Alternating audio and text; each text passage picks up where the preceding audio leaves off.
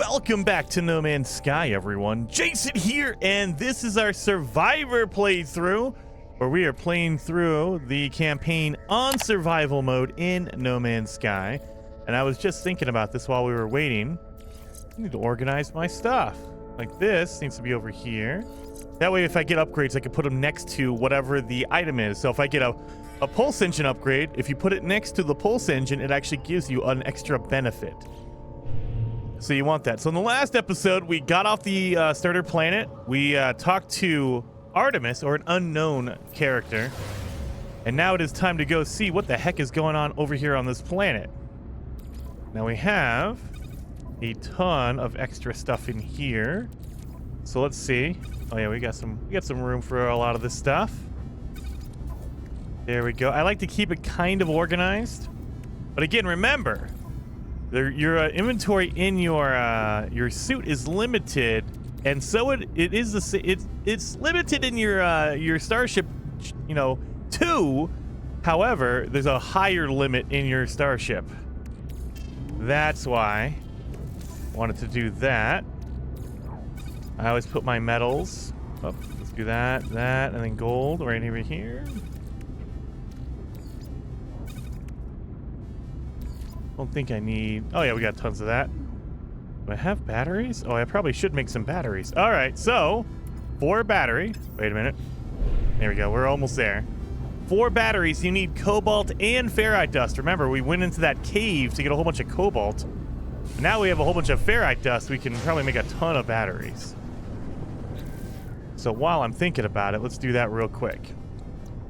So batteries, you need 10 cobalt, 5 ferrite dust. So more cobalt than ferrite dust. Here we go. There we are. 36, that's pretty good.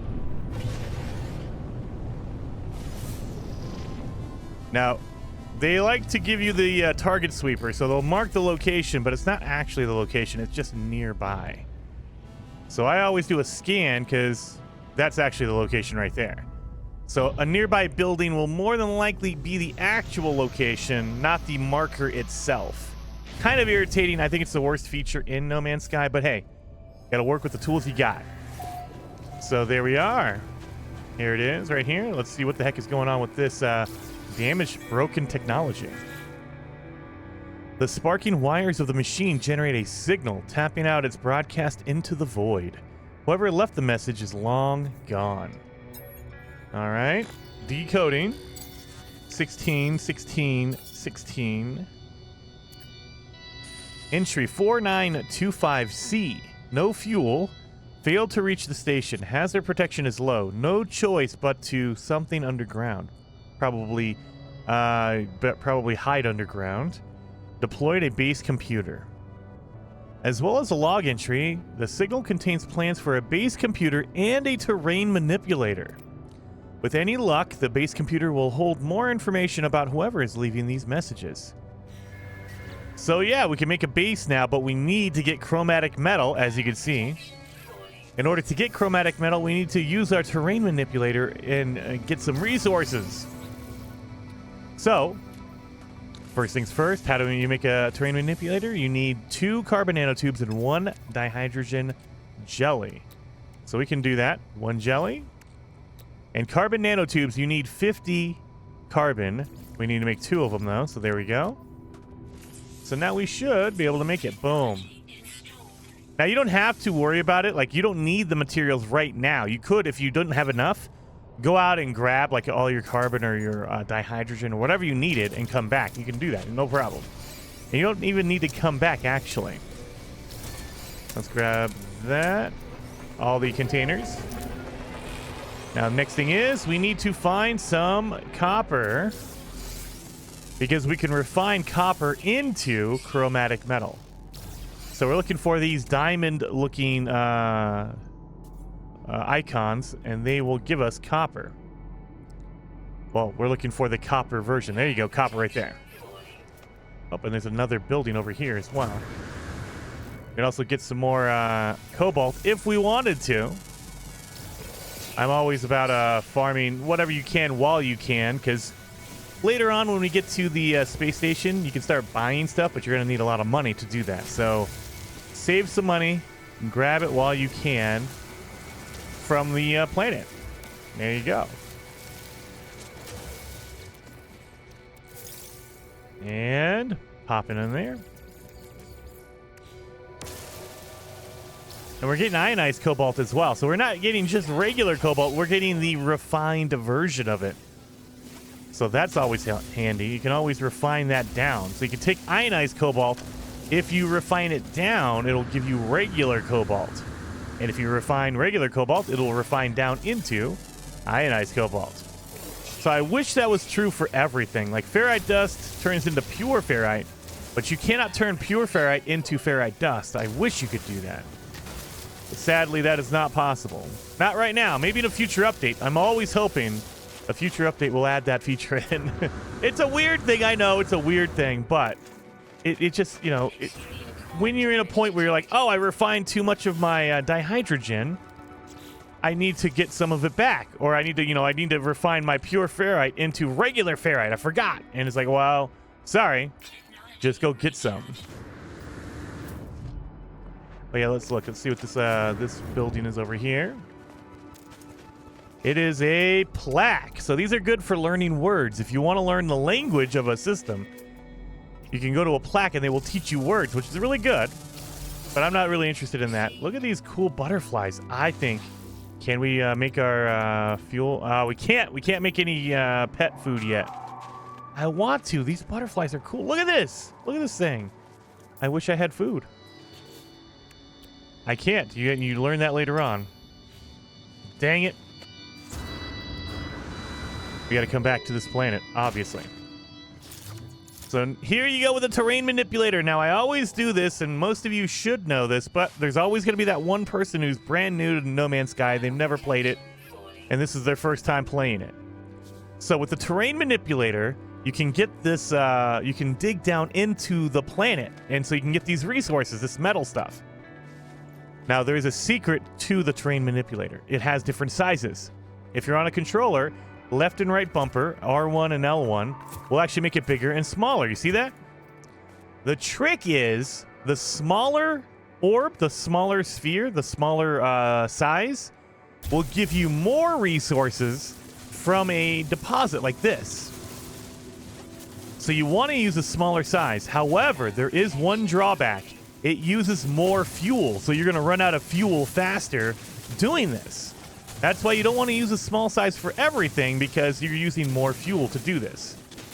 But you do want to use it on a resource, because it will give you a ton of it. Now, if you want to go to the large one, this one is for like digging down into the planet. Like if you're trying to get to something, like if you're trying to get to this buried mineral formation, you don't want to use a small one because you're going to use up all your fuel. Use the big one, and it'll make a gigantic hole. That way, you don't use as much fuel. You can get to it really fast. So that's why they give you different sizes. That way, you can use whichever size is good for you. Here we go. And so, like, if you're trying to dig down and like get into a cave, like that frozen tuber down there, you know, it's in a cave. You don't want to use a whole bunch of fuel just to get down there, and you want to do it quickly, so use the larger size. If you want to get a resource, use a smaller one, knowing that you're going to burn through a lot of fuel, but the benefit is you're going to get a lot more resources while you do it. It can be up to 3 times as much. So you see how I got like 48, 49 out of that, and I was doing it for a little while? If I go to the largest one, I just do it for a second. Same area, I'm getting like 8, 16. You're getting like a third of the resources you would if you use the smaller one. But yeah, we're getting 20. We just got rid of this whole section. We got like 20 of it. So definitely use the smaller one. It is way more beneficial.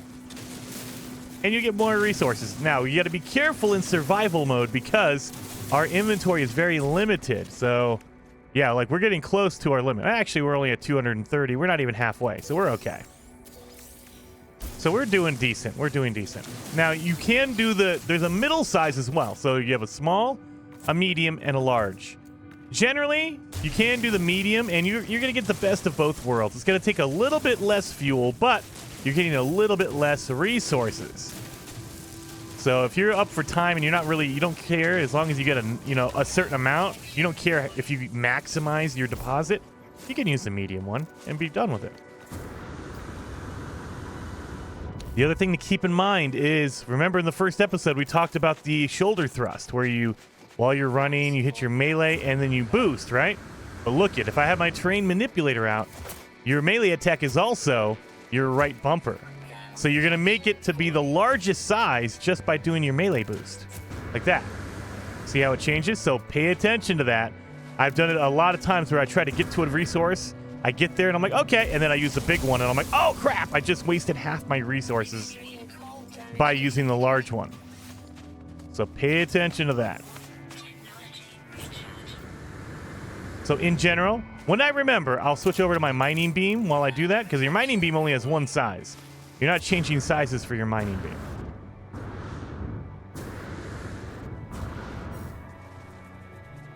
All right, I like this area because there's a lot of butterflies. I'm going to put my base here because I want to come back and get these butterflies later on when I get my pellets, my creature pellets. So, oh yeah, we got to refine our copper. So once you get all the copper, you need to refine it. So let's slap some fuel in here and then get our copper and boom. Now it kind of sucks when you're on the harder difficulties. They limit your number of resources you can refine at the same time. So in normal mode, you could put 9,000. You could put the maximum in there.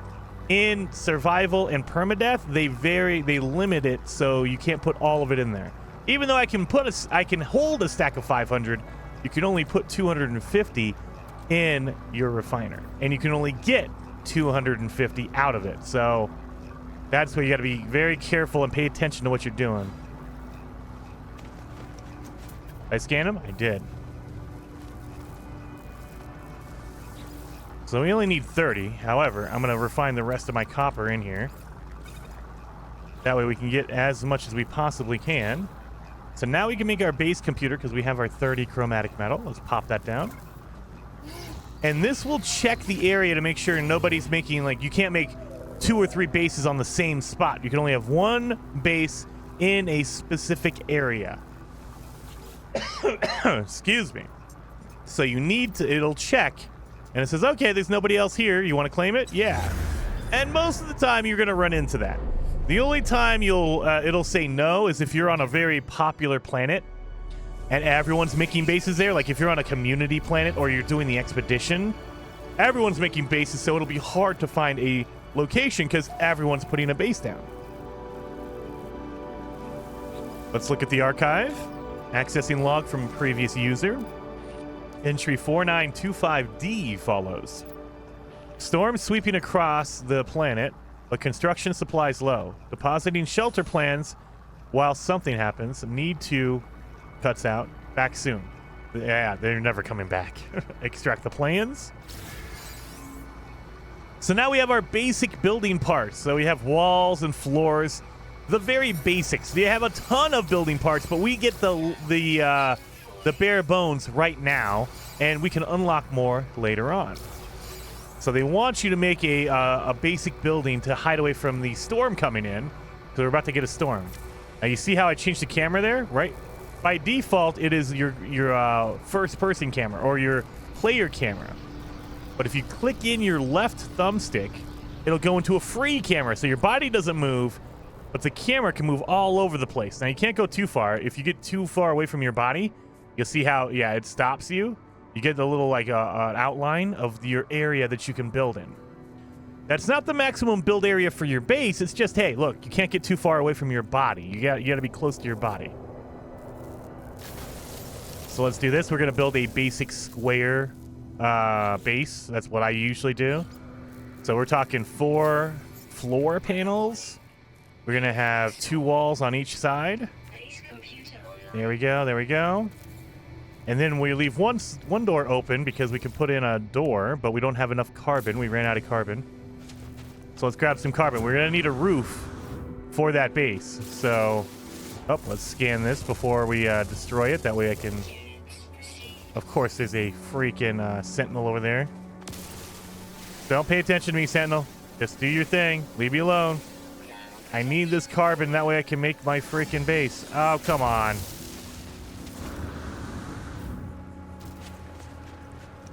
Is there any other carbon? There's some trees over here. Let's get these trees. Now, you only need a little bit of, like, walls and stuff. I like to make a roof because, yeah, we have a storm happening right now. It won't protect you from the elements unless there is a floor, a wall, and a roof above your head. And they all have to be connected. There has to be, like, an interior, and an exterior. Excuse me. Sorry, I got some coughs going on today. All right. So we have our walls. We need to make our door, so we need this. And then we need to make a roof. I use a floor panel for a roof. You can use a roof panel, but it uses more resources. That's why I like to use a floor for the roof. It doesn't look as good, but it is cheap, and it's easy to make, so that's why. Boom, boom, boom. All right, so now we have an interior, so we can get out of the storm. Now, it's dark in here because we don't have any lights. You can start putting lights and stuff, but that's way, way farther away. You're going to need power for that. So I'm just using it to get away from the elements. There's a storm happening. I want to get out of it. All right. Base computer. Accessing log from previous user. Additional archives recovered. Entry 4925E follows. Construction largely a success. Recovered salvage data from nearby. Plans logged. Scans indicate additional subterranean devices. Beginning search. Whoever recorded these logs have evidently had some success. I have access to their plans, and perhaps I can learn from their efforts. So now we have a construction research unit. This is what you can use to find more blueprints, find more pieces that you can build with. So we need to make that. You don't need to make it inside, but I do because, you know, I don't want to be in a storm while I'm trying to use this dang thing. We need magnetized ferrite and carbon nanotubes. So what you can do is I can put my my awesome... Where's my my refiner? Where did I slap that thing? Oh, it's out here. Okay. So I'm gonna put my refiner in here. Right there. I like to put it like catty corner right there. And I can refine, put in some fuel. I can refine my my ferrite dust into pure ferrite. And then I can refine my pure ferrite into magnetized ferrite. That's what we need, so that's what we're gonna try to get. Put this in my ship, that in my ship. We'll keep that for now. This needs to be over here.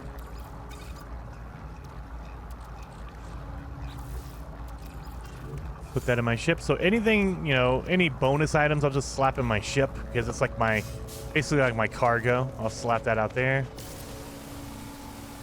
Give me some more. Oh my God, the sentinels are just killing me. You're killing me, man. Just leave me alone. All right, this should be pretty close. We're only 61%. So pay attention to your numbers on this screen. So right now we know ferrite, it goes 1 to 1. You see those small numbers right next to the input? That means 1 ferrite dust turns into 1 pure ferrite. But this number is going to change depending on your resource. So if I put pure ferrite in here, it's actually going to take 2 of the pure ferrite to turn into 1 magnetized ferrite. And I'll show you that. So if you take that, put it over here in the input, now it's 2 to 1. So I put 250 in there, but I'm only going to get 125 magnetized ferrite out of there. So pay attention to that. It's going to be different. Every element is going to be, you know, more or less. So, you know, a great resource to use that is the No Man's Sky. Oh my God, what is it called? The app. Oh, good Lord. Let me look at my phone. That way I can get it. It's always on there. The No Man's Sky app. You can grab that. It's always linked down below in my description. You can get that for your phone. It's on Android and on iOS.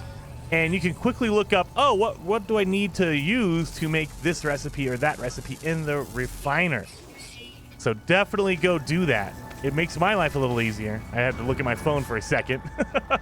Sorry. All right, so we should have enough magnetized ferrite. We're going to pop that in here. So, yep, we're good to go. So now we just need a carbon nanotube. We can make that, right? No, we can't because I used to pull my carbon. Crap. And I have sentinels around here just nosing around. Hey, get away from my base, dude. Let's do this tree. Let's grab this tree while the sentinel's busy with my base.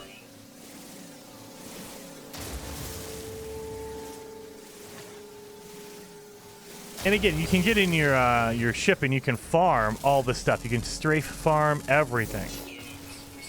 Well, not everything. You know what I mean. All the basic materials. You can't do like anything that needs an advanced mining beam or a terrain manipulator or anything like that. Those things you cannot grab. There we go. Yep, that should be enough. That is plenty. Let's make a tube. Now, I can make it out here. Like, I literally can put it right here if I wanted to. I don't like putting these outside because, again, if you're in a storm, you don't want to be trying to figure out what to do while you're outside in the storm. So I always put it on the inside of my base. Here we go. And it doesn't need any power or anything like that. It automatically works. Some things need powers, like your light. Any light fixtures, they need power. And it doesn't matter which option you choose here. They both lead to the same menu. So just pick whatever one. And you'll see right here, these are your basic building blocks. Like you can unlock this stuff by using buried technology. And you can switch with the pages if you want. There you go. Boom. So yeah, you have your timber stuff, your stone stuff, your alloy, your metal stuff. All this stuff right here. Now, the other thing we need is buried technology. So if you open up your visor, these little Wi-Fi symbols, the Wi-Fi icon, it looks like a Wi-Fi symbol to me. That is your buried technology. You need a whole bunch of those, so we're going to have to run around a little bit and collect those. Let's see if there's anything closer. 300. Yeah, I think 300 is probably the closest. So let's go get some of these buried techs. Now, there's a ton of things you can do with this. What I generally use them for is to make a lot of money. Because they're all over the place. No matter what planet you land on, you will find a ton of buried technology all over. You'll be tripping over it.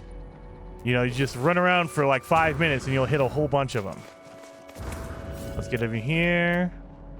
So we can mark it like that. You can lock it on. That way it stays highlighted when your visor is closed.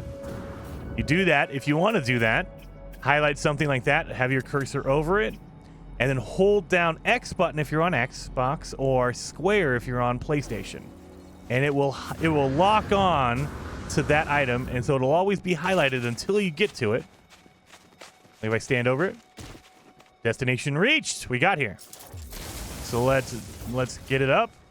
Technology. There you go. So I got 1, 2. Okay, I got 2. So not bad. Not great, but not bad. You can get up to 4 from one location. Of course there's a blizzard coming. This is another reason why you want different sizes of your terrain manipulator. You get the large size, you can just blow out all the ground around there and pick up whatever you need. But yeah, sometimes you'll get 2. Sometimes you'll just get 1. Most of the time you'll get 2. Sometimes if you're lucky, you'll get 3 or 4. Oh, there's beetles here too. Oh, look at that. Look at that guy. Man, we definitely need my creature pellets. Dang it. I need to get that thing. All right, we got a couple. Another secret, I guess, or something that you could keep in mind is whenever you see those damaged machineries right there, they will always have buried technology next to them. Always. It's very rare. Like I've only found one damaged machinery that did not have buried technology next to it. So it's possible to not have it, but man, 99 times out of 100, it will have one right next to it.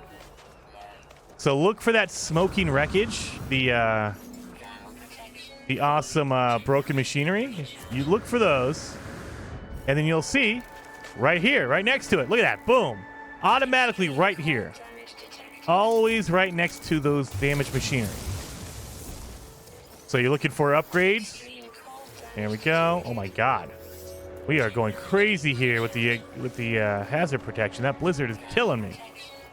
Let's grab this while we can. Let's see if we can get an upgrade, please. Come on, upgrade. Nanites? Okay, that's fine. Whatever. So if you're dealing with a storm like me, if you need to, if you're freaking out like, oh, I'm gonna die, I don't have enough batteries or whatever, just dig a hole. Now that we have our terrain manipulator, get in here and wait out the storm. So your hazard protection will not go back to normal, but because it's not quote-unquote an official cave, they changed that. A long time ago, you used to be able to do this and recharge your hazard protection. They figured it out, so now, unless you find an official cave, like we can look around and see if there's any subterranean relics or anything we can get to.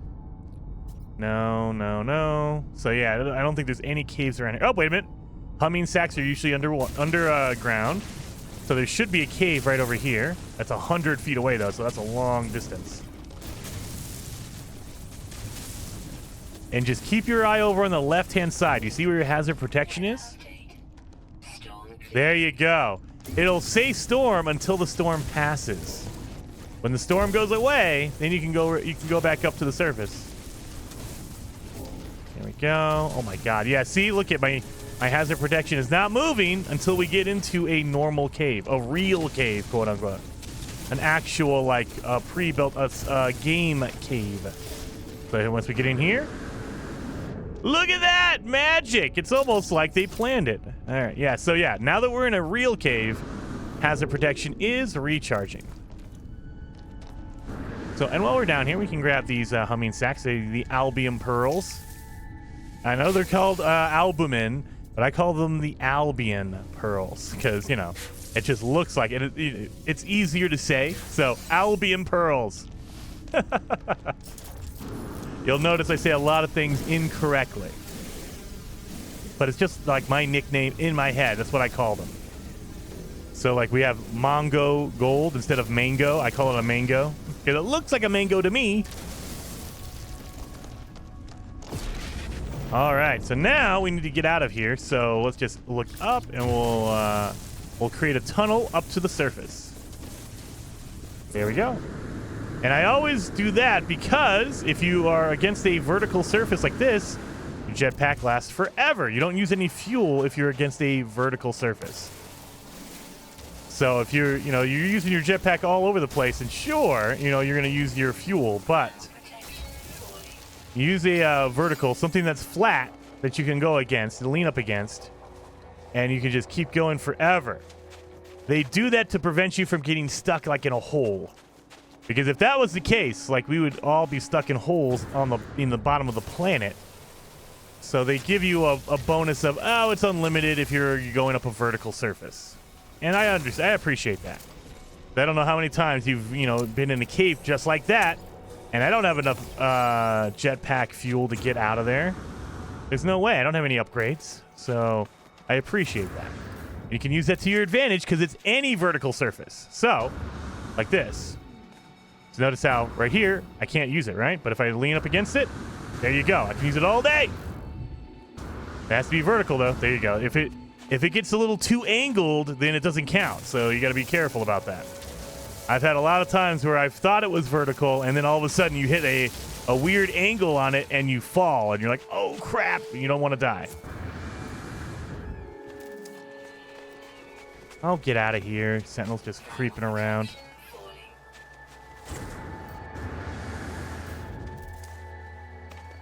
So we have some buried technology. We got 6 of them. That should be okay. I don't know if it's perfect. It's not ideal, but it's okay.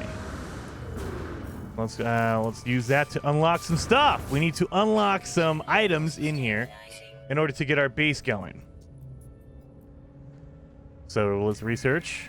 We need to get a teleporter. There we go. Well, in order to use the teleporter, you need power. So we need to make a generator, a biofuel reactor. There we go. And in order to use the biofuel reactor, you need wiring. That is free, obviously. So you can use that automatically, but you need to wire everything between the generator and whatever you're trying to power.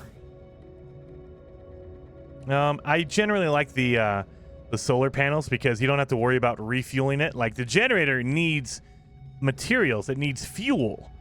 Solar panels, as long as the sun is out, you know, as long as there's daylight, you're good to go. You can do the save beacon right there. There we are.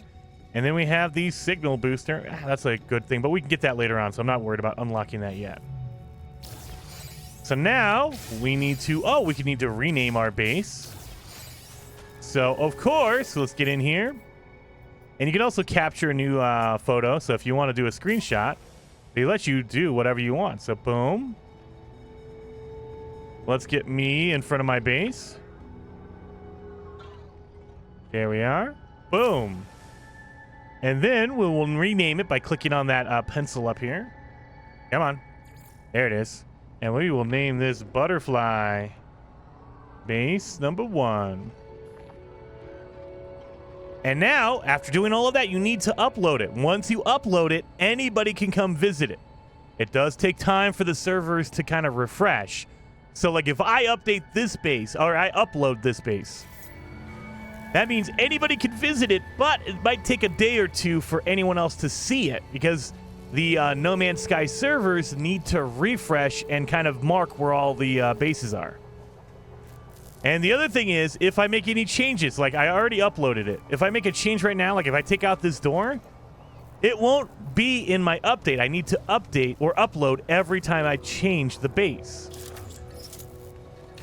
So like if I destroy everything right here and I build a whole bunch of stuff, no one else is going to see it other than me. I will see it, but you won't see it because I didn't upload the most recent changes. So we need metal plating.